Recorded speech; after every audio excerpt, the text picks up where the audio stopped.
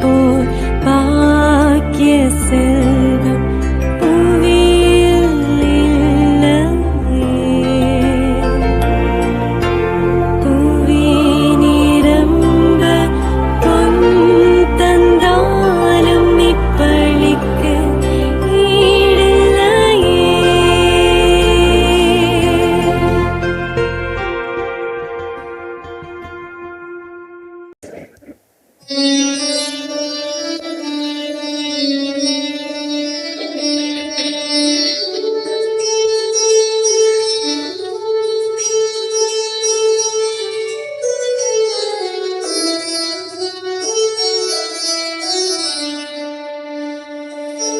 தமிழாலும் புகழ் பாடி தேவா நான் தினம் வாழ வருவாயே திருநாயகா. வரம் தருவாயே உருவானவா. தமிழாலும் புகழ் பாடி தேவா நான் தினம் வாழ வருவாயே திருநாயகா. வரம் தருவாயே உருவானவா.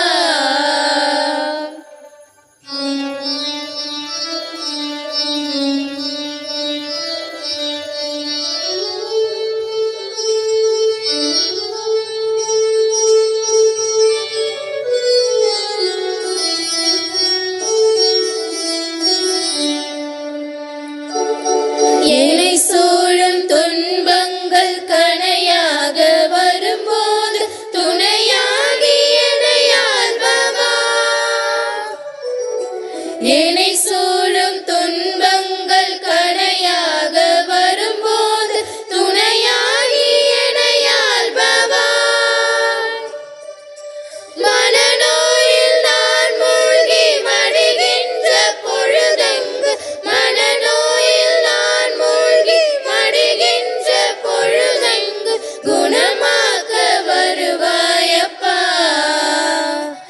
என்னை உளதாக்கி அருள்வாயப்பா.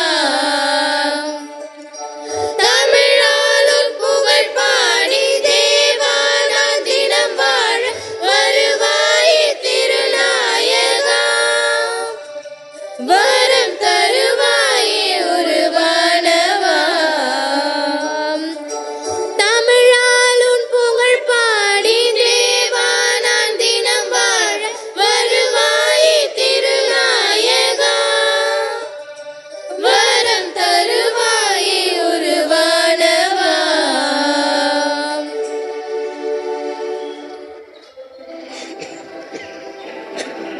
தந்தை மகன் தூயாவியாரின் பெயராலே ஆமென்.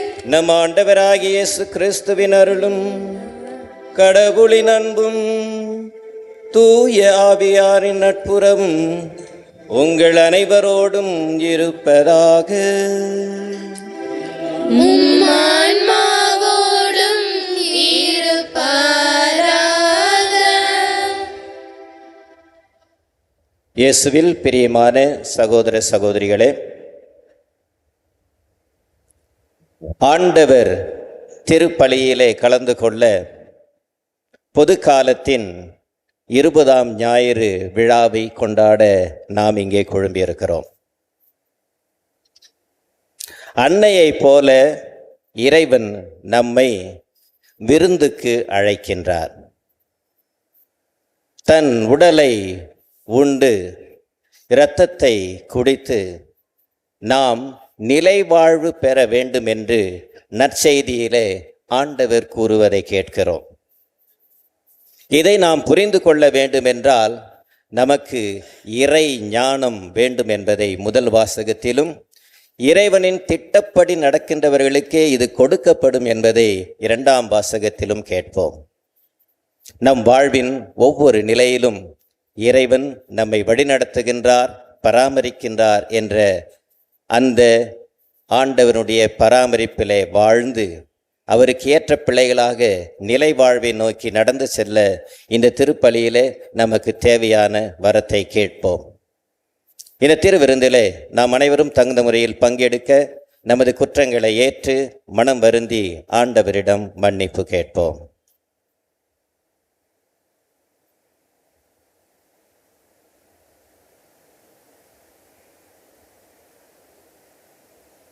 எல்லாம் வல்ல இறைவனிடமும் சகோதர சகோதரிகளே, உங்களிடமும் நான் பாவி என்று ஏற்றுக்கொள்கிறேன்.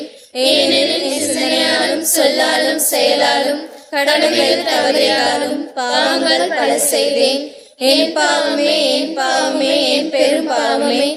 ஆகையால் எப்போதும் கன்னியான புனித மரியாவையும் வானதூதர் புனிதர் அனைவரையும் சகோதர சகோதரிகளே உங்களையும் நம் இறைவனாகிய ஆண்டவரிடம் எனக்காக வேண்டிக் கொள்ள மன்றாடுகிறேன். எல்லாம் வல்ல இறைவன் நம் மீது இரக்கம் வைத்து நம் பாவங்களை மன்னித்து நம்மை நிலை வாழ்வுக்கு அழைத்து செல்வாராக. ஆமென்.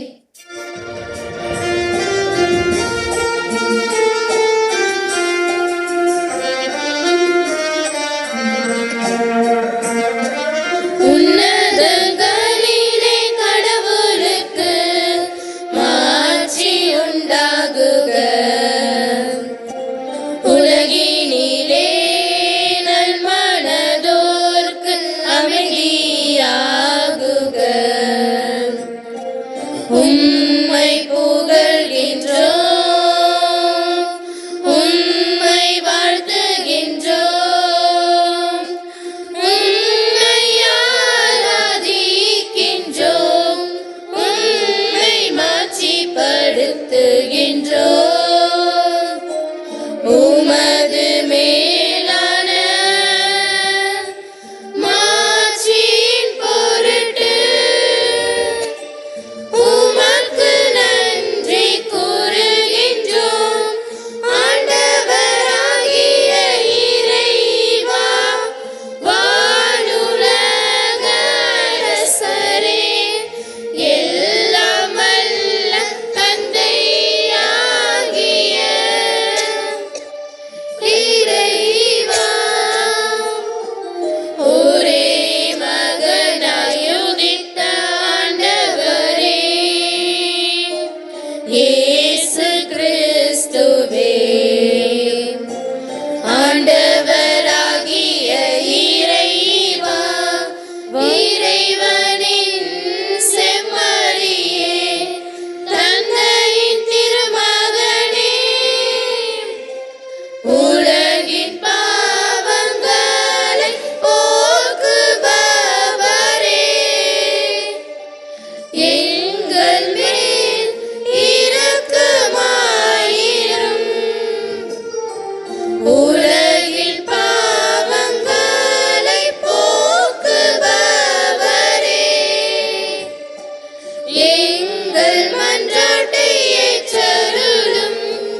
தந்தையின் வலப்பக்கம் வீற்றிருப்பவரே, எங்கள் மேல் இரக்கமாயிரும். ஏனெனில் இயேசு கிறிஸ்துவே நீரொருவரே தூயவர், நீரொருவரே ஆண்டவர், நீரொருவரே உன்னதர். தூய ஆவியாரோடு தந்தையாகிய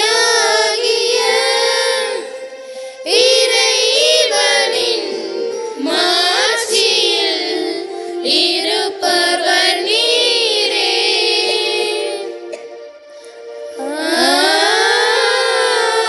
ஆமென். மன்றாடுவோமாக. இறைவா, உம்மை அன்பு செய்வோருக்கு கற்புலனாகாத பல்வேறு நன்மைகளை நீரே ஏற்பாடு செய்திருக்கின்றீர். எங்கள் இதயங்களில் உமது அன்பின் நிறைவை பொழிவதால் நாங்கள் உம்மை அனைத்திலும் அனைத்திற்கு மேலாகவும் அன்பு செய்து எல்லா வகை மனித எதிர்பார்ப்புகளையும் கடந்து உம் வாக்குறுதிகளை பெற்று கொள்வோமாக. உம்மோடும் தூய ஆவியோடும் இறைவனாய் என்றென்றும் வாழ்ந்து ஆட்சி செய்கின்ற எங்கள் ஆண்டவரும் உம் திருமகனுமாகிய இயேசு கிறிஸ்து வழியாக உம்மை மன்றாடுகிறோம்.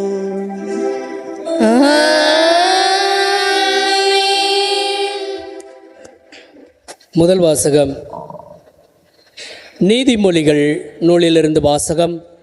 பிரிவு 9 இறை வசனங்கள் 1 முதல் 6 முடிய. ஞானம் தனக்கு ஒரு வீட்டை கட்டியிருக்கின்றது. அதற்கென 7 தூண்களை செதுக்கி இருக்கின்றது.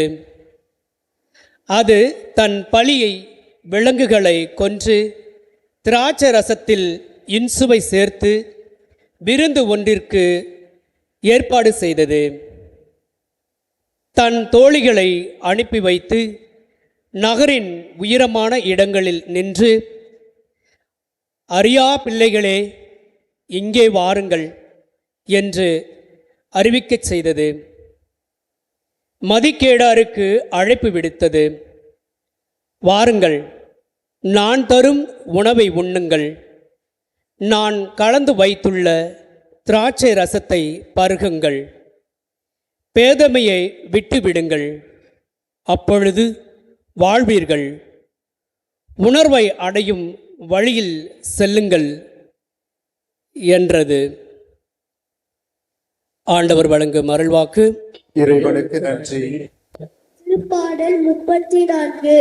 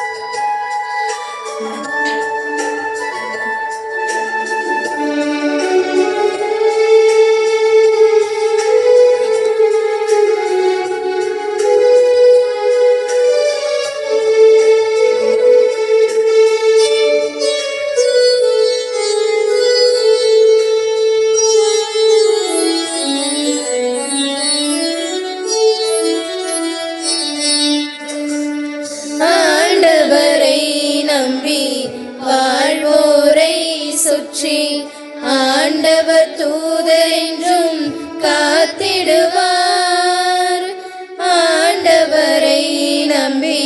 வாழ்வோரை சுற்றி ஆண்டவர் தூதர் என்றும் காத்திடுவார்.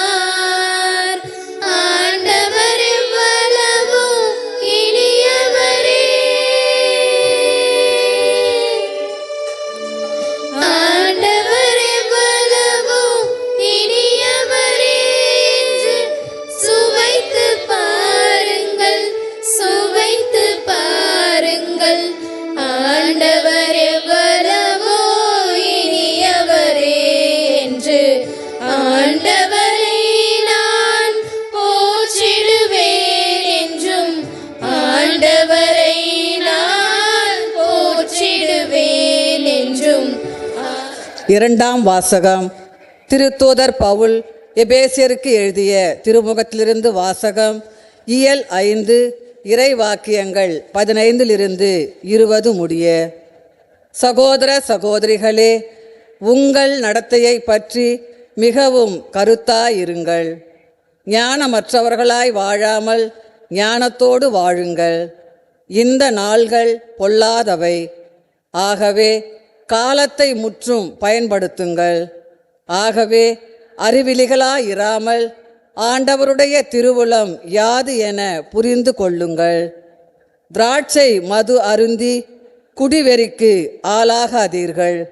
இது தாறுமாறான வாழ்வுக்கு வழிகோலும். மாறாக தூய ஆவியால் ஆட்கொள்ளப்படுங்கள். உங்கள் உரையாடல்களில் திருப்பாடல்கள், புகழ்பாக்கள், ஆவிக்குரிய பாடல்கள் ஆகியவை இடம்பெறட்டும். உளமாற இசைப்பாடி ஆண்டவரை போற்றுங்கள். நம் ஆண்டவராகிய இயேசு கிறிஸ்துவின் பெயரால் எல்லாவற்றிற்காகவும் எப்பொழுதும் தந்தையாம் கடவுளுக்கு நன்றி செலுத்துங்கள். ஆண்டவர் வழங்கும் அருள்வாக்கு.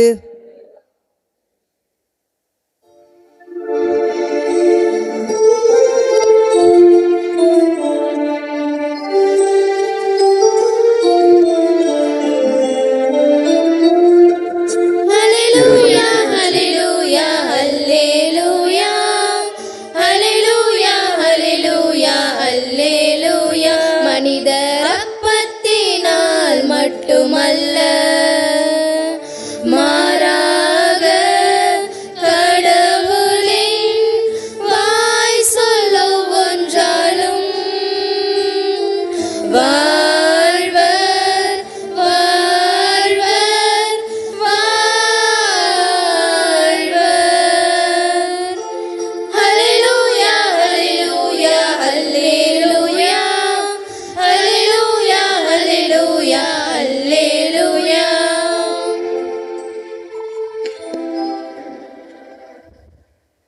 ஆண்டவர் உங்களோடு இருப்பாராக.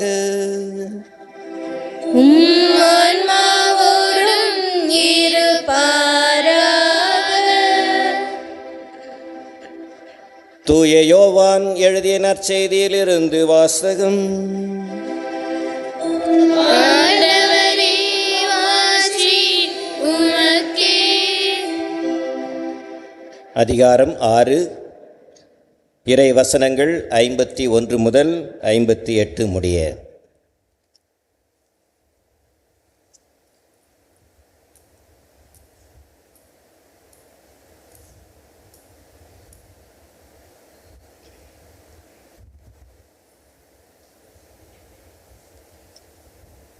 அக்காலத்தில் இயேசு மக்கள் கூட்டத்தை நோக்கி,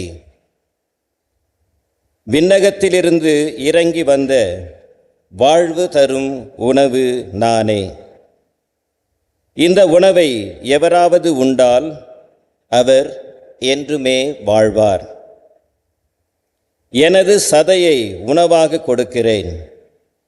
அதை உலகு வாழ்வதற்கு கொடுக்கிறேன். நாம் உண்பதற்கு இவர் தம் சதையை எப்படி கொடுக்க இயலும் என்ற வாக்குவாதம் அவர்களிடையே எழுந்தது. இயேசு அவர்களிடம், உறுதியாக உங்களுக்கு சொல்லுகிறேன், மானிட மகனுடைய சதையை உண்டு அவருடைய இரத்தத்தை குடித்தால் ஒழிய நீங்கள் வாழ்வு அடைய மாட்டீர்கள். எனது சதையை உண்டு என் இரத்தத்தை குடிப்பவர் நிலை வாழ்வை கொண்டுள்ளார். நானும் அவரை இறுதி நாளில் உயிர்த்தெழச் செய்வேன். எனது சதை உண்மையான உணவு, எனது இரத்தம் உண்மையான பானம். எனது சதையை உண்டு எனது இரத்தத்தை குடிப்போர் என்னோடு இணைந்திருப்பர். நானும் அவர்களோடு இணைந்திருப்பேன். வாழும் தந்தை என்னை அனுப்பினார். நானும் அவரால் வாழ்கிறேன். அதுபோல் என்னை உண்போரும் என்னால் வாழ்வர். வானிலிருந்து இறங்கி வந்த உணவு இதுவே. இது நம் முன்னோர் உண்ட உணவு போன்றது அல்ல. அதை உண்டவர்கள் இறந்து போனார்கள். இவ்வுணவை உண்போர் என்றும் வாழ்வர். இது கிறிஸ்து வழங்கும் நற்செய்தி. கிறிஸ்துவே உமக்கு புகழ்.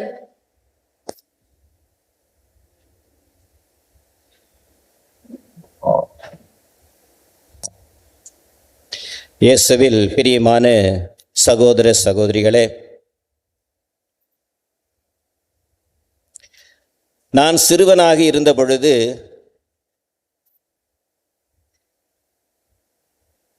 எங்களுடைய பங்கில் இருக்கின்ற அந்த பாடகர் குழுவிலே பாடிய பாடல் ஒன்று ஞாபகம் வருகிறது. நானே வானில் நின்று இறங்கி வந்த உயிருள்ள உணவு, இதை யாராவது உண்டா? அவர் என்றுமே வாழ்வார், அவர் என்றுமே வாழ்வார். நானே. தொடர்ந்து அந்த பாடல் நாம் இன்று பாடிய கேட்ட நற்செய்தியை பற்றி இருக்கும். அன்புமிக்க சகோதர சகோதரிகளே, வாழ்வு தரும் உணவு நானே, என்னை உண்போர் என்றும் வாழ்வர் என்று ஆண்டவர் இயேசு இந்த உணவை பற்றி என்ன கூறுகின்றார் என்பதைத்தான் கடந்த சில வாரங்களாக நாம் கேட்டுக்கொண்டிருக்கின்றோம். இது 4வது வாரம். முதலாவது வாரத்திலே 17வது வாரம் பொதுக்காலம், ஆண்டவர் 5000 பேருக்கு அப்பத்தை பிட்டு கொடுத்து அவர்கள் அனைவரும் வயிறார உண்ட பின்னும் மீதி இருந்தது, உணவு எனக்கு கொடுக்கப்பட்டது. இறைவன் அந்த உணவை நமக்கு வழங்கினார்.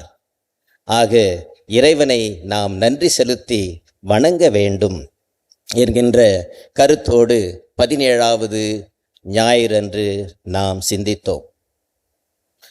அதாவது 18வது ஞாயிற்றுக்கிழமை அன்று இந்த 5000 பேருக்கு கொடுத்த உணவின் வழியாக இறைவன் ஒரு புதுமை செய்ததை நாம் பார்க்கின்றோம். இந்த 2வது வாரத்தில் என்ன நமக்கு கொடுக்கப்படுகின்றது என்றால், பாலைவனத்திலே அந்த மக்கள் உணவுக்காக ஏங்கிய பொழுது எங்களுக்கு வயிறார உண்ண ஒன்றுமே இல்லையே என்று மோசேயிடம் அவர்கள் சென்று முணுமுணுத்த பொழுது ஆண்டவர் அவர்களுக்கு மன்னாவை வழங்கி, இந்த உணவை உண்ணுங்கள், வயிறார உண்ணுங்கள் என்று கூறிய அந்த செய்தியை பற்றி நாம் சிந்தித்தோம். அந்த உணவானது நம்முடைய உடலுக்கு வலுவை சேர்க்கின்ற ஒரு உணவு. அது இறைவனால் விண்ணிலிருந்து நமக்கு தரப்பட்ட உணவு. ஆனாலும் இதை உண்போர் இறப்பர் என்கின்ற அந்த நிகழ்வை நாம் சிந்தித்தோம். சென்ற வாரம் இந்த உணவை பற்றி இயேசு கூறுகின்ற பொழுது, நானே முடிவில்லா வாழ்வு தரும் உணவு என்பதை பற்றி சிந்தித்தோம்.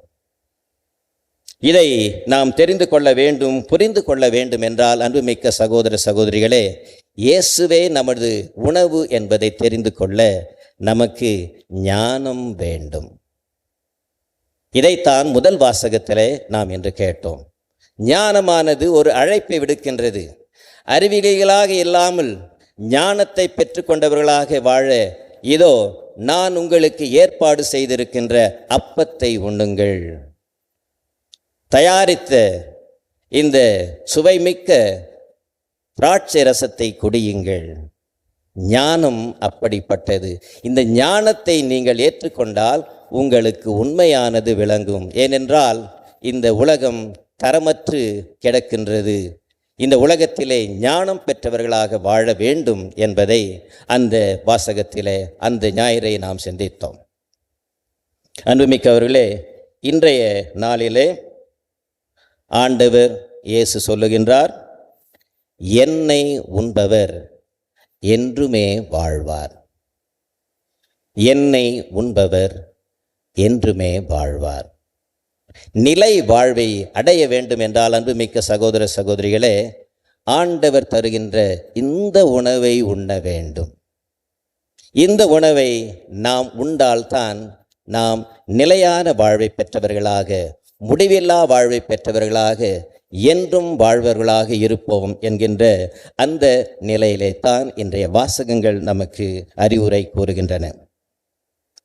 இந்த நிலை வாழ்வை அடைய அன்புமிக்க சகோதர சகோதரிகளே, பலரும் முயன்றதை நாம் நற்செய்தியிலே பார்க்கின்றோம். ஒரு இளைஞன் லூக்கா நற்செய்தியிலே நாம் பார்க்கின்றோம், 10ஆம் அதிகாரம் 25வது வசனத்திலே, ஆண்டவரே, நான் நிலை வாழ்வு பெற என்ன செய்ய வேண்டும்? அப்பொழுது ஆண்டவர் அவருக்கு சொல்லுவார், உன் கடவுளாகிய ஆண்டவரை அன்பு செய், உன்னை நீ அன்பு செய்வது போல உன் அயலாரையும் அன்பு செய் என்று கூறிய அந்த இறை வார்த்தையை நாம் சிந்திக்கின்ற பொழுது, நீ முடிவில்லா வாழ்வு பெற வேண்டும் என்றால் அன்பு செய்ய வேண்டும். கடவுளையும் உன்னையும் பிறரையும் அன்பு செய்ய வேண்டும். அதுதான் முடிவில்லா வாழ்வு என்று கூறிய அதே ஆண்டவர் இயேசு தான் இன்றைய நற்செய்தியிலே சொல்லுகின்றார், என்னை உண்பவன் முடிவில்லா வாழ்வை பெறுவான். ஆக இந்த அப்பத்தையும் ரசத்தையும் குடிப்பவர்கள், தின்பவர்கள் நிலை வாழ்வை பெறுவார்கள் என்கின்ற அந்த அடிப்படையிலே நம்முடைய விசுவாசமானது வளர்ந்திருப்பதை பார்க்கிறோம். காணிக்கை பவனியிலே நாம் அனைவரும் அப்பத்தையும் ரசத்தையும் இந்த திருப்பணி பீடத்திலே காணிக்கையாக்குகிறோம். அவை என்ன, எதை அவை நமக்கு சுட்டி காட்டுகின்றன என்றால், அன்புமிக்க, அது நம்மை சுட்டி காட்டுகின்றது. அந்த ஜெபத்திலே குருவானவர் சொல்லுவார், மனித உழைப்பும் நிலத்தின் விளைவுமான் பயனுமான இந்த அப்பத்தையும் ரசத்தையும் உமக்கு காணிக்கையாக்குகிறோம். அன்புமிக்கவர்களே, அந்த காணிக்கை எதை குறிக்கின்றது என்றால் நம்மை குறிக்கின்றது, நம்முடைய உழைப்பை குறிக்கின்றது. நம்முடைய உழைப்பின் பயனான அந்த அப்பமும் ரசமும் நம்மை குறிக்கின்றது. நம்முடைய உடலையும் நம்முடைய இரத்தத்தையும் அது அந்த இடத்திலே குறித்து காட்டுகின்றது. அதைத்தான் ஆண்டவரிடம் நாம் ஒப்படைக்கின்றோம்.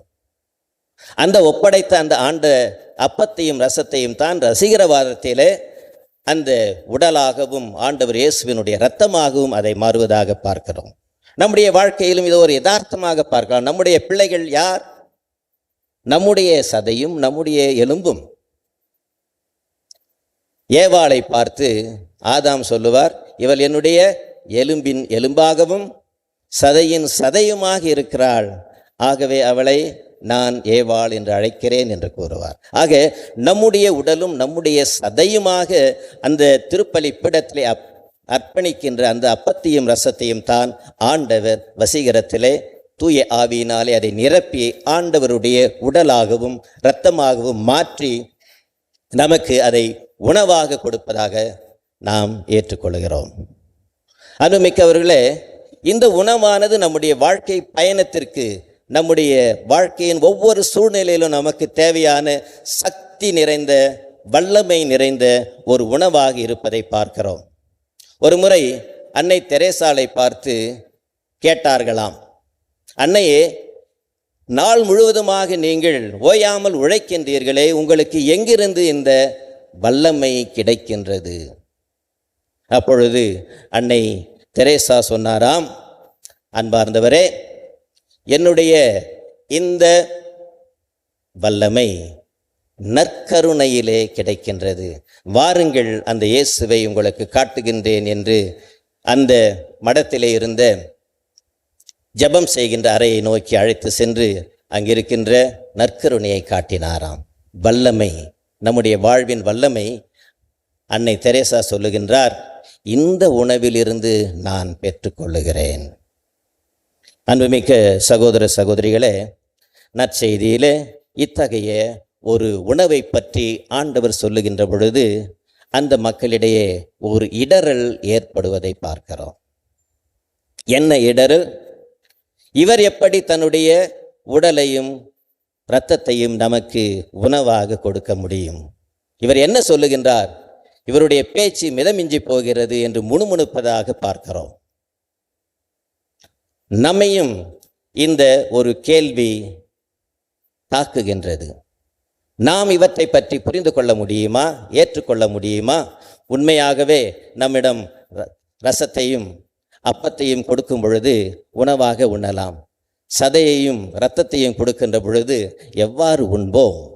ஆகவே அந்த விதத்திலே அவர்கள் ஆண்டவர் இயேசுவினுடைய வார்த்தையிலே அவர்கள் இடறல் கொள்வது நியாயமாக தெரிந்தாலும் ஆண்டவர் இயேசு தொடர்ந்து சொல்லுகின்றார், என்ன, என்னுடைய இந்த உணவை, என்னுடைய இந்த தசையை நீங்கள் உண்டால்தான் முடிவில்லா வாழ்வு பெற முடியும் என்பதை நற்செய்தியின் பல இடங்களிலே மீண்டும் மீண்டுமாக ஆண்டவர் சுட்டி காட்டுவதை பார்க்கிறோம். அன்புமிக்கவர்களே, இன்றைய நற்செய்தியிலே முதலிலே ஆண்டவர் சொல்லுவது இதுதான்.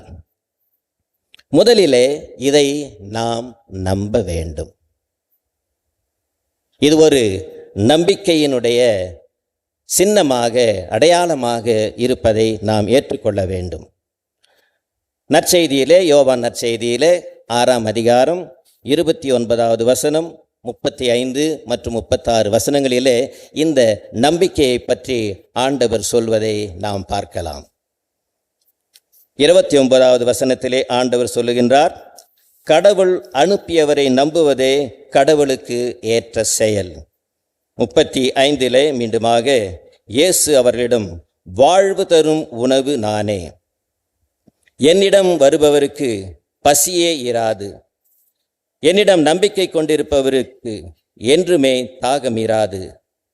ஆனால் நான் உங்களுக்கு சொன்னவாறே நீங்கள் என்னை கண்டிருந்தும் நம்பவில்லை. ஆக அன்புமிக்க சகோதர சகோதரிகளே, இதற்குத்தான் தேவை நம்பிக்கை. கடவுளுடைய உணவு, இந்த உணவு நம்பிக்கையை நாம் ஏற்படுத்தி கொள்ளுகின்ற பொழுது நமக்கு ஞானம் பிறக்கின்றது என்பதைத்தான் முதல் வாசகத்திலே நாம் கேட்டோம். இதுதான் உண்மையான ஞானம். இரண்டாவதாக அன்புமிக்க சகோதர சகோதரிகளே, ஆண்டவர் இயேசு சொல்லுகின்றார், வாழ்வு தரும் உணவை தருகின்றவர் மானிட மகனே. இந்த வாசகத்தை நற்செய்தியிலே 6ஆம் அதிகாரத்திலே 27ஆம் வசனத்திலே நாம் பார்க்கின்றோம். அழிந்து போகும் உணவுக்காக உழைக்க வேண்டாம், நிலை வாழ்வு தரும் அழியா உணவுக்காகவே உழையுங்கள், அவ்வுணவை மானிட மகன் உங்களுக்கு கொடுப்பார். ஆக இரண்டாவதாக இன்றைய நற்செய்தியிலே நாம் கேட்பது, வாழ்வு தரும் உணவை கொடுக்கின்றவர் இயேசு. அதைத்தான் 2ஆம் வாசகத்திலே எபிசேருக்கு எழுதிய அந்த திருமுகத்தின் வழியாக பவுல் அப்போஸ்தலர் நமக்கு தெளிவாக சொல்லுகின்றார். இந்த உலகமானது பொல்லாதது. நம்முடைய வாழ்க்கையை இழந்து விடக்கூடிய நிலையிலே இருக்கின்ற இந்த உலகத்திலிருந்து நாம் மாறுபட்டவர்களாக இருக்க வேண்டும் என்றால் ஞானத்தை நாம் தேட வேண்டும். 2ஆம் வாசகம் அதைத்தான் சொல்லுகின்ற, ஞானத்தை நாம் தேட வேண்டும். எவ்வாறு? இறைவனுடைய திருவுளத்தை நாம் தேடி அதன்படி நடக்கின்ற பொழுது ஞானமானது நமக்கு கொடுக்கப்படுகின்றது. இறைவனுடைய திருவுளப்படி வாழ்வதே நமக்கு தரப்படுகின்ற உணவு என்பதை 2ஆம் வாசகம் நமக்கு தெளிவுபடுத்தி, மூன்றாவதாக அன்புமிக்க சகோதர சகோதரிகளே, இன்றைய இந்த வாசகம், நாம் இந்த உணவை உண்ண வேண்டும். 5ஆம் அதிகாரத்திலே, இந்த 6ஆம் அதிகாரத்திலே இந்த 51வது வசனம் தான் நமக்கு இன்று முதன்மையாக கொடுக்கப்பட்டது. வாழ்வு தரும் உணவு நானே, இந்த உணவை எவராவது உண்டால் அவர் என்றுமே வாழ்வார். எனது சதையை உண்டு உணவாக கொடுக்கிறேன், அதை உலகுக்கு வாழ்வதற்காகவே கொடுக்கின்றேன் என்பதை நாம் பார்க்கின்றோம். ஆக இந்த உணவை நாம் உண்டு, இந்த சதையை நாம் குடித்து இரத்தத்தை குடித்தால் ஒழிய நாம் வாழ்வு பெற முடியாது என்பதை கூறுகின்ற இந்த வாசகத்திலே பல முறை உணவை நாம் உண்டாக வேண்டும். இதைத்தான் அன்புமிக்க சகோதர சகோதரிகளே நமக்கும் மற்ற பிற கிறிஸ்தவ சகோதரர்களுக்கும் இடையே இருக்கின்ற ஒரு பிரச்சனை. உணவை உண்ண வேண்டுமா, இது உணவுதானா, உண்ண வேண்டுமா என்கின்ற அந்த அடிப்படையிலே விசுவாசத்திலே நாம் பார்க்கின்ற பொழுது இதை ஆண்டவர் இயேசு மிக தெளிவாக சுட்டி காட்டுகிறார். என் சதையை உண்டு என்னுடைய இரத்தத்தை குடித்தாலொழிய, 6ஆம் அதிகாரம் 53ஆம் வசனத்திலே நாம் பார்க்கின்றோம், வாழ்வு பெற முடியாது. இந்த உணவை பற்றி அன்புமிக்கவர்களே இந்த குறுகிய இந்த பகுதியிலே 12 முறை உணவு உணவு என்றும் உண்டு குடிக்க வேண்டும் என்று 8 முறையும் மொத்தமாக மற்றவற்றையும் சேர்க்கின்ற பொழுது 28 முறை ஆண்டவர் உணவை பற்றி சொல்லுகிறார். உண்ண வேண்டும், குடிக்க வேண்டும், இது தான் உங்களுக்கு வாழ்வு தரும் என்று. ஆக உண்மையாகவே அன்புமிக்க சகோதர சகோதரிகளே நாம் ஞானம் பெற்றவர்களாக வாழ வேண்டும் என்றால் இந்த உணவை உண்பவர்களாக இருக்க வேண்டும். வாழ்வு தருகின்ற உணவை தருகின்றவர் இறைவன். விண்ணிலிருந்து இறங்கி வந்த உணவு நானே, என்னை உண்பவர் என்றுமே வாழ்வார் என்று ஆண்டவர் கூறுவது நம்முடைய விசுவாசத்தினுடைய மிக சிறப்பான ஒரு கோட்பாடு.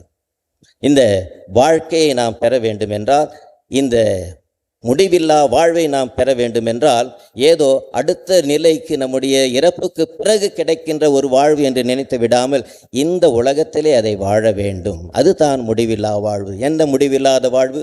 அன்பு செய்கின்ற வாழ்வு, அரவணைக்கின்ற வாழ்வு, மற்றவரை நாம் பொறுத்து கொள்ளுகின்ற வாழ்வு, குடும்பங்களிலே ஏற்படுகின்ற பிரச்சனைகள் மத்தியிலும் அனைவரையும் அணைத்து செல்லுகின்ற ஒரு வாழ்வு, கீழ்ப்படிதல் வாழ்வு, உண்மையை பேசுகின்ற வாழ்வு என்று அன்புமிக்க சகோதர சகோதரிகளே உண்மையான இந்த நிலையான வாழ்வு, இந்த உலகத்திலே வாழுகின்ற ஒரு வாழ்வு, அது இறைவனுக்கு ஏற்ற ஒரு வாழ்வு. இந்த நிலையிலே நாம் பார்க்கின்ற பொழுது இந்த உணவானது நமக்கு கொடுக்கப்படுகின்ற ஒரு பெரிய ஆசீர்வாதம். இந்த உணவை உண்கின்றவர்கள் என்றுமே வாழ்வார்கள். ஆகவே அன்புமிக்க சகோதர சகோதரிகளே ஒவ்வொரு முறையும் நாம் இந்த திருப்பலிக்கு வருகின்ற பொழுது இந்த உணவிலே பங்கு கொள்ள முயற்சி செய்ய வேண்டும். அதற்கு நம்மை நாம் தயாரிக்க வேண்டும். இந்த உணவானது நமக்கு வாழ்வு தருகின்ற முடிவில்லா உணவு என்பதை நாம் நம்பி அதை ஏற்றுக்கொண்டு அந்த உணவை தருகின்றவர் கிறிஸ்துவே என்பதை அறிக்கையிட்டு அந்த உணவை உண்டு வாழ்கின்ற பொழுது நம்முடைய வாழ்வு உண்மையாகவே ஆண்டவருக்கு ஏற்ற வாழ்வாக மாறும்.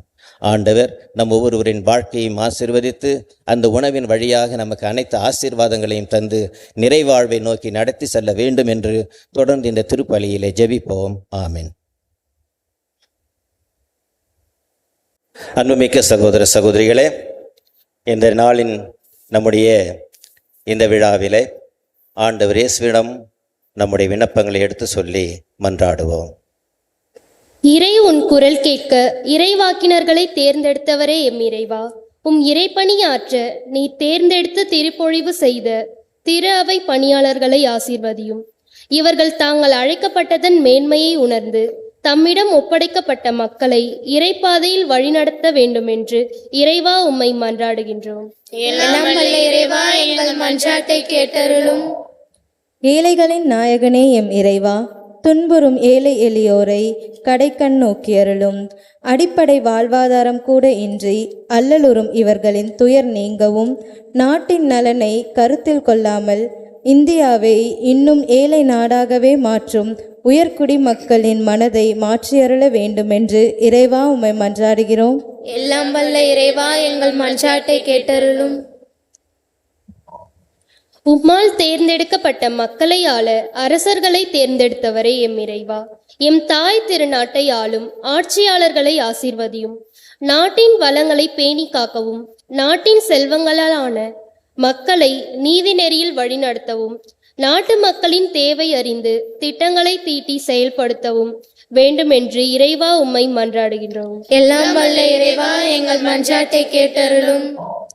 குணமளிக்கும் மருத்துவரே இறைவா, உலகெங்கும் புரிந்து கொள்தல், ஏற்றுக்கொள்தல், விட்டு கொடுத்தல், அன்பு செய்தல், அரவணைத்தல், பரிவு காட்டுதல், நீதியை நிலைநாட்டுதல், பிறரை மதித்தல், உண்மை தேடுதல், அமைதி ஏற்படுத்துதல் போன்ற நன்மைகளுக்கு எதிரான நோய்களால் பாதிக்கப்பட்டுள்ள அனைவரையும் குணப்படுத்த வேண்டுமென்று இறைவா உம்மை மன்றாடுகிறோம். எல்லாம் வல்ல இறைவா எங்கள் மன்றாட்டை கேட்டருளும். எங்களுக்காக காத்திருக்கும் எம் இறைவா, நாங்களும் ஞானத்தையும் இரக்கத்தையும் உம் அன்பையும் தேடக்கூடியவர்களாய் நிலையற்ற செல்வத்தை விடுத்து நிலையான உம் இறையரசை நாடவும் தேவையான வரங்களை அருள வேண்டும் என்று இறைவா உம்மை மன்றாடுகின்றோம். எல்லாம் வல்ல இறைவா எங்கள் மன்றாட்டை கேட்டருளும். நம்முடைய தனிப்பட்ட தேவைகளுக்காக மௌனமாக மன்றாடுவோம்.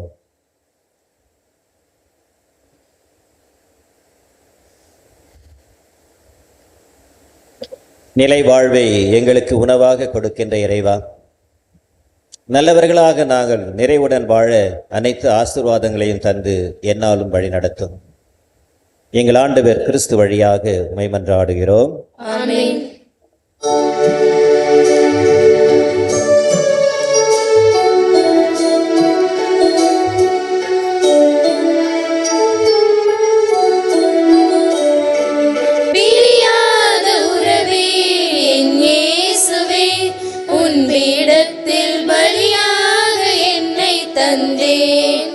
பிரியாத உறவே என் இயேசுவே, உன் பீடத்தில் பலியாக என்னை தந்தேன்.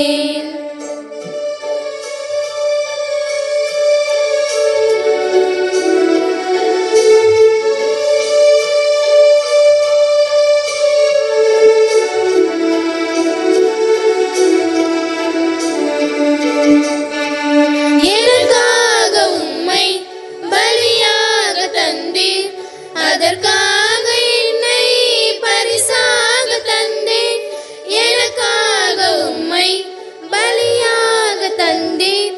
அதற்காக என்னை பரிசாக தந்தேன், உணவாக உன்னை விருந்தாக தந்தேன், உணவாக உன்னை விருந்தாக தந்தேன். உணர்வோடு என்னை உமக்காக தந்தேன், உணர்வோடு என்னை உமக்காக தந்தேன். பிரியாத உறவே என் இயேசுவே, உன் பீடத்தில் பலியாக என்னை தந்தேன்.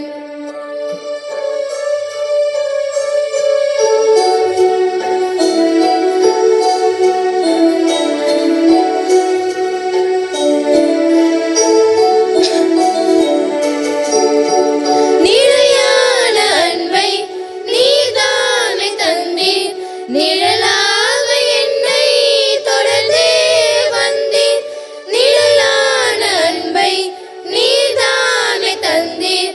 நிழலாக என்னை தொடர்ந்தே வந்தீர், நீரின்றி என்னில் மகிழ்வேதுமில்லை, நீரின்றி என்னில் மகிழ்வேதுமில்லை.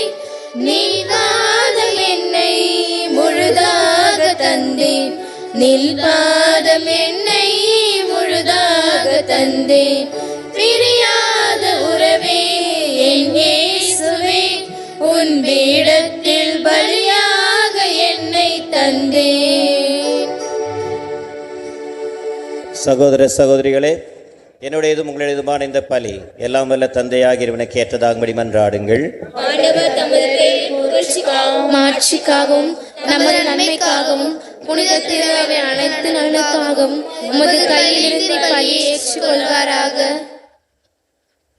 ஆண்டவரே, மாட்சிமிக்க மாற்றங்களை ஏற்படுத்தும் எங்கள் காணிக்கைகளை ஏற்றருளும். அதனால் நீர் தந்தவற்றையே உமக்கு ஒப்புக் கொடுத்து உம்மையே நாங்கள் பெற்றுக்கொள்ள தகுதி பெறுவோமாக. எங்கள் ஆண்டவர் கிறிஸ்து வழியாக உம்மை மன்றாடுகிறோம்.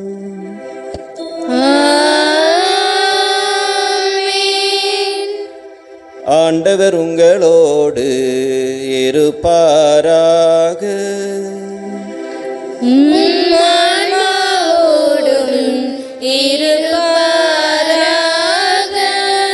இதயங்களை மேலே எழுப்புங்கள்.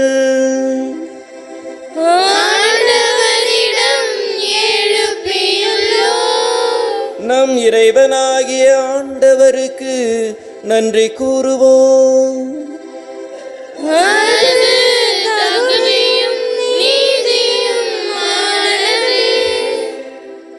ஆண்டவரே, தூயவரான தந்தையே, என்றுமுள்ள எல்லாமுள்ள இறைவா, என்னாலும் எவ்விடத்திலும் நாங்கள் உமக்கு நன்றி செலுத்துவது மெய்யாகவே தகுதியும் நீதியுமாகும், எங்கள் கடமையும் மீட்புக்குரிய செயலுமாகும். நாங்கள் வாழ்வதும் இயங்குவதும் இருப்பதும் உம்மிலேதான். இந்த உடலோடு வாழ்கையில் உமது பரிவிரக்கத்தின் பயன்களை மட்டுமே நாங்கள் நாள்தோறும் அனுபவிப்பதோடன்றி இப்பொழுதே நிலை வாழ்வின் பிணைப்பினையும் கொண்டுள்ளோம். ஏனெனில் ஆவியானவர் முதற்கனியாக பெற்றுள்ள நாங்கள் பாஸ்கா மறைநிகழ்வின் பயன் எங்களுக்கு என்றும் உண்டு என்பதை நம்புகிறோம். அந்த ஆவியானவர் வழியாகவே நீர் இயேசுவை சாவினின்று உயிர்த்தெழச் செய்தீர். ஆகவே நாங்கள் வானதூதர் அனைவரோடும் சேர்ந்து உம்மை புகழ்ந்தேத்தி அக்களிப்புடன் கொண்டாடி சொல்வதாவது: தூயவர் தூயவர் தூயவர், வான்படைகளின் கடலாம் ஆண்டவர், விண்ணகமும் மண்ணகமும் உமது மாட்சியால் நிறைந்துள்ளன.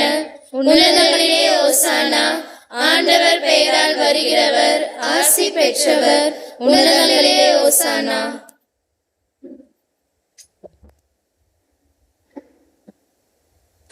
ஆண்டவரே, நீர் மெய்யாகவே தூயவர், தூய்மை அனைத்திற்கும் ஊற்று. ஆகவே உம்முடைய ஆவியை பொழிந்து இக்காணிக்கைகளை தூய்மைப்படுத்த உம்மை தாழ்மையாய் வேண்டுகிறோம். இவ்வாறு எங்கள் ஆண்டவர் இயேசு கிறிஸ்துவின் உடலும் இரத்தமுமாக எங்களுக்கு இவை மார்பனவாக. அவர் பாடுபட உளம் கனிந்து தம்மை கையளித்த போது அப்பத்தை எடுத்து நன்றி செலுத்தி அதை பிட்டு தம் சீடருக்கு அளித்து கூறியதாவது: அனைவரும் இதிலிருந்து பெற்று உண்ணுங்கள், ஏனெனில் இது உங்களுக்காக கையளிக்கப்படும் என் உடல்.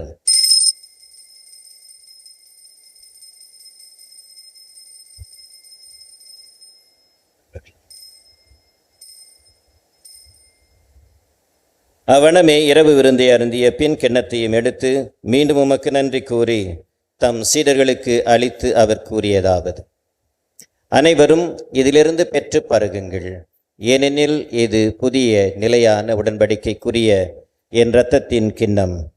இது பாவ மன்னிப்புக்கென்று உங்களுக்காகவும் பலருக்காகவும் சிந்தப்படும். இதை என் நினைவாக செய்யுங்கள்.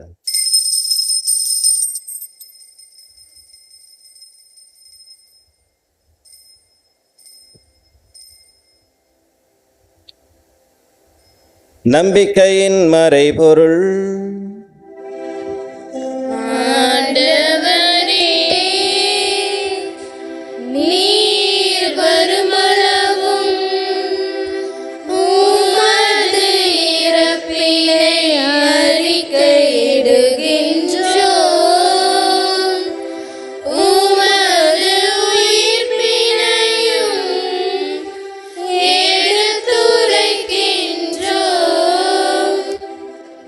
ஆகவே ஆண்டவரே, நாங்கள் கிறிஸ்துவின் இறப்பினையும் உயிர்ப்பினையும் நினைவு கூர்ந்து வாழ்வுதரும் அப்பத்தையும் மீட்பளிக்கும் கிண்ணத்தையும் உமக்கு ஒப்புக் கொடுக்கின்றோம்.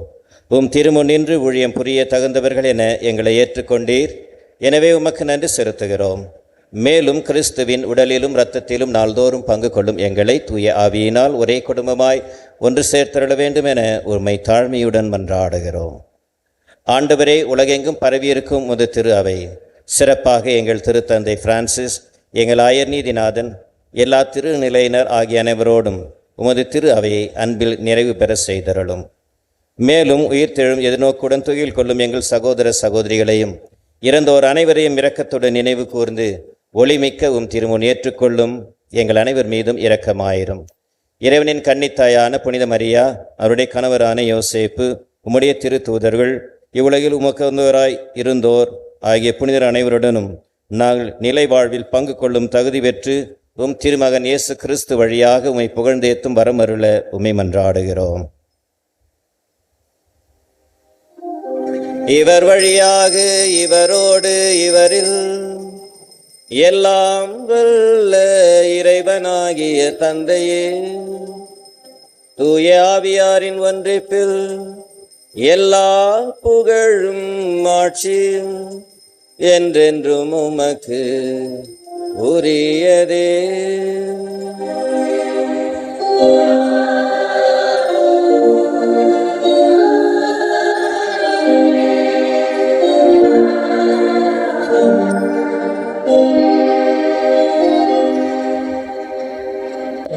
இறையாட்சியின் மக்களாக நாம் இணைந்து வாழ ஆண்டவர் இயேசு நமக்கு கற்பித்தது போல சேர்ந்து மன்றாடுவோம். எங்கள் தந்தையே, உமது பெயர் தூயது என போற்ற பெறுக. உமது ஆட்சி வருக. உமது திருவுளம் விண்ணுலகில் நிறைவேறுவது போல மண்ணுலகிலும் நிறைவேறுக. எங்கள் அன்றாட உணவை இன்று எங்களுக்கு தாரும். எங்களுக்கு எதிராக குற்றம் செய்வோரை நாங்கள் மன்னிப்பது போல எங்கள் குற்றங்களை மன்னியும். எங்களை சோதனைக்கு உட்படுத்தாதேயும், தீமையிலிருந்து எங்களை விடுவித்தருளும். ஆண்டவரே, எல்லா விதமான தீமைகளிலிருந்தும் ஆபத்துக்களிலிருந்தும் அனிதமான சூழ்நிலைகள் அனைத்திலும் இருந்தும் எங்கள் ஒவ்வொருவரையும் தப்புவித்து பாதுகாத்து அருள் கூறும். இதனால் எங்களுடைய வாழ்க்கையில் எந்த விதமான பயமும் வருத்தமும் கலக்கமும் சோர்வும் இன்றி உடல் நலத்தோடும் உள்ள மகிழ்வோடும் நிறைவுடன் வாழ்வுமாக நாங்கள் எதிர்நோக்கி இருக்கின்ற பேரின்பத்திற்காகவும் எங்கள் மீட்பராகிய இயேசு கிறிஸ்து நிறை வருகைக்காகவும் காத்திருக்கிறோம். ஆட்சியும் வல்லமையும் மாட்சியும் என்றென்றும் உமதே. ஆண்டவரே இயேசு கிறிஸ்துவே, அமைதியை உங்களுக்கு விட்டுச் செல்கிறேன், என் அமைதியை உங்களுக்கு தருகிறேன் என்று திருத்தூதரிடம் சொன்னீரே. எங்கள் பாவங்களை நீர் பாராமல் உமது திரு அவையின் நம்பிக்கையை கண்ணோக்கி எங்கள் அனைவருக்கும் நிறைவான சமாதானத்தையும் குடும்பங்களிலே ஒற்றுமையும் வாழ்க்கையிலே நிம்மதியும் உடல் உள்ள நலத்தையும் தந்து நிறைவாய் ஆசீர்வதியும். எங்கள் ஆண்டவர் கிறிஸ்து வழியாக உம்மை மன்றாடுகிறோம். ஆண்டவருடைய அருளும் அமைதியும் உங்களோடு என்றும் நிறைவாயிருப்பதாக. ஒருவருக்கொருவர் அமைதியின் வாழ்த்தை பகிர்ந்து மகிழ்வோம். சமாதானம். உலகின் பாவங்களை போக்கும் இறைவனின் செம்மறியே, எங்கள் மேல் இரக்கமாயிரும். உலகின் பாவங்களை போக்கும் இறைவனின் செம்மறியே, எங்கள் மேல் இரக்கமாயிரும். உலகின் பாவங்களை போக்கும் இறைவனின் செம்மறியே, எங்களுக்கு அமைதியை அளித்தருளும். இதோ இறைவனின் செம்மறி, இவரே உலகின் பாவங்களை எல்லாம் போக்கி நமக்கு வாழ்வளிக்க வந்த இயேசு. நானே வாழ்வு தரும் உணவு என்று நமக்கு உணவாக வரப்போகின்ற இறைவன். விடத்திரு விருந்திலே பங்கு கொள்ள வந்த நாம் பேறு பெற்றோர்.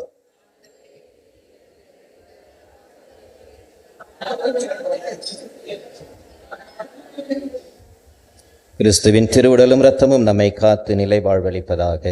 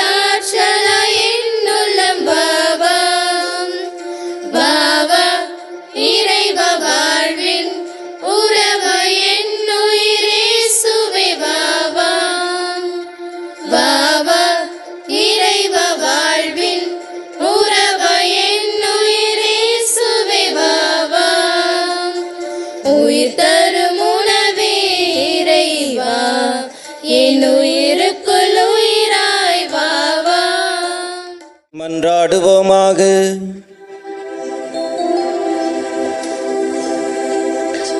ஆண்டவரே, இவ்வருளடையாளங்களால் கிறிஸ்துவுடன் ஒன்றித்த நாங்கள் உமது கனிவை பணிவுடன் வேண்டுகிறோம். அதனால் நாங்கள் இவ்வுலகில் கிறிஸ்துவின் சாயலுக்கு ஒன்றித்து விண்ணகத்தில் அவருடன் தோழமை கொள்ள தகுதி பெறுவோமாக. என்றென்றும் வாழ்ந்து ஆட்சி செய்கின்ற அவர் வழியாக உம்மை மன்றாடுகிறோம்.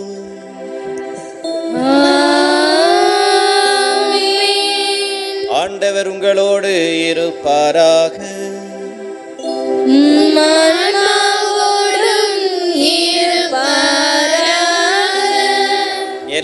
வல்ல இறைவன் தந்தை, மகன், தூயாவியார் நம் அனைவரையும் நிறைவாய் ஆசீர்வதிப்பாராக.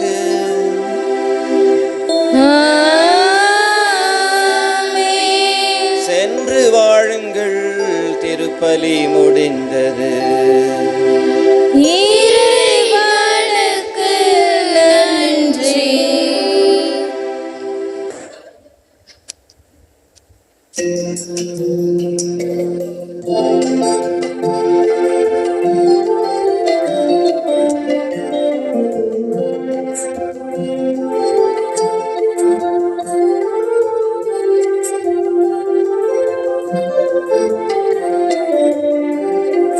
விண்ணரசியா மன்னையை போற்றி கொண்டாடுவோமே, விண்ணரசியா மன்னையை போற்றி கொண்டாடுவோமே.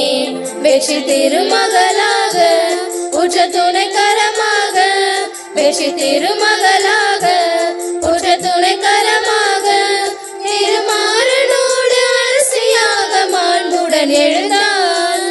அண்ணல் இறை இயேசுவுக்கு உடலும் இரத்தமும் ஆனால், அன்னையா